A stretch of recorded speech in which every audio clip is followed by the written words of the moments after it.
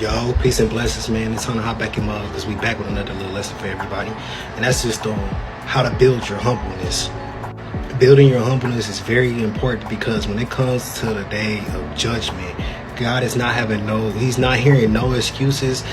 The main thing on to become humble is taking responsibility and accountability. And that is number one. When it comes to explaining the reason why we did something to the judge or anybody, they let us get our statements and things like that. But when it comes to explaining our actions to God, we're going to have to take full responsibility and accountability for whatever he's trying to judge us for. We can't get up in his face and say, yeah, God, I did this, but this person, no, he's not hearing none of that. We cannot blame the other person for what they did or anything, because it even talks about how vengeance is the Lord's. You cannot do anything just because somebody did something to you. You got to learn how to walk away from a lot of problems in life. But to move on to number two is learning to listen before you speak. Learning to listen before you speak is the best way to discipline your mind to understand that other people's, what they go through, their drama and their trauma.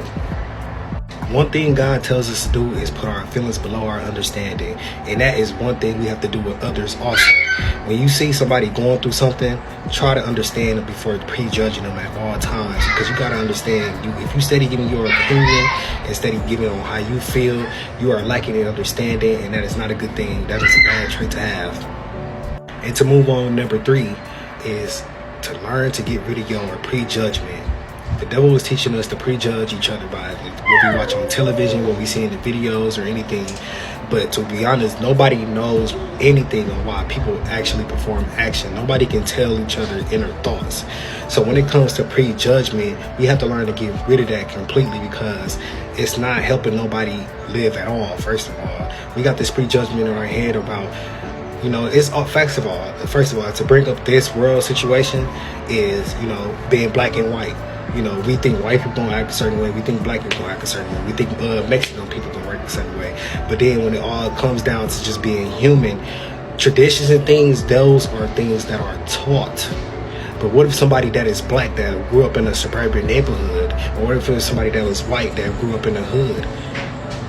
You feel me? That's why we have to get rid of our prejudgment, because we don't know where anybody else comes from or what they go through. And to move on to number four, it's going to be a very dangerous thing, and it's boasting.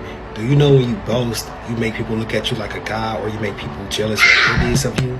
Either way, both of them are your enemies. You got to understand. People that look at people like they're gods because they have their possessions or anything, with their talents or anything that they do, they look at man as followers. That's worldly. God says to pay attention only to him. And then when you boast, you make jealous people envious because they want what you have. You understand? You can't go everywhere flexing in other people's face about what the things that you are doing or the possessions that you have. It even comes down to the spiritual things too, because it says not to even fast, not to tell people that you pray a lot or anything. Don't even flex about the spiritual things that you have, because you already have your reward from man. And to move on to number five is learning to love charity and to give no matter what. And that's just goes like love as a whole. When it comes to being humble, you can either have this as, it's just humble as having a spirit. You can have it being poor, or you can have it being rich. Poor people treat other people like they hate them and things like that just because they're poor. But there's other poor people that still give because they know they don't have nothing. Just like a rich man would give because he know he has everything, or he would be either stingy because he know he has everything. So humbleness is literally a discipline that you have to teach yourself to love, and to love charity. And to move on to the sixth and final thing is to love to use kind words no matter what and encourage others.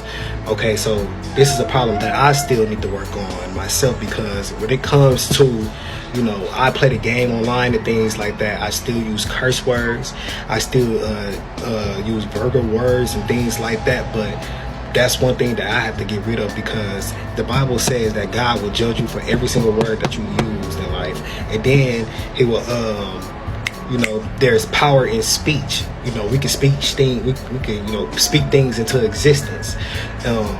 So that's how you know this stuff. Like when it says that magic and things like that is real. Best believe it. That's why you think it's called spellings. You know, it's all in our language. That's why you think it's called curse words.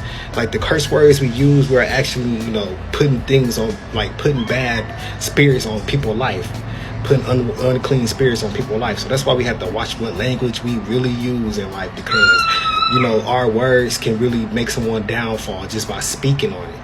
So that's it for this, man. Peace and blessings. I'm gonna catch y'all next video, man.